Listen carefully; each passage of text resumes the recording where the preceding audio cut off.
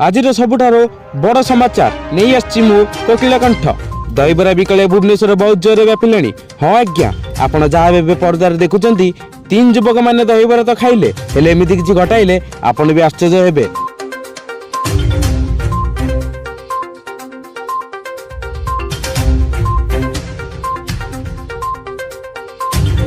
सरस्वती पूजा दिन तीन युवक दहीबरा खाइबा आसिले हेले दहीबरा प्लेट तो खाइले, पेट न पुरी पारु दहीबरा हांडी चोरी करी पलैले।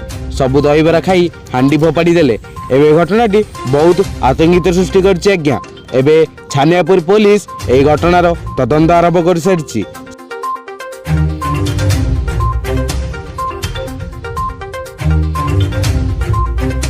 से कहबा कथा तीन जन युवक the legend of Kumbhakarna movie देखि आसीथिले। आपण मानक अनुरोध करछि आज्ञा, जोठी भी तीन जन युवक को देखिबे तो प्रथमे आपण आगे आपण को दहीबरा दे देबे, नल से छड़ेकी भी खाई पारंती। आउ एई केस पुलिस केबे भी बुझिबनी। आपण मानक आगुआ सूचना दिया जाउछि आज्ञा।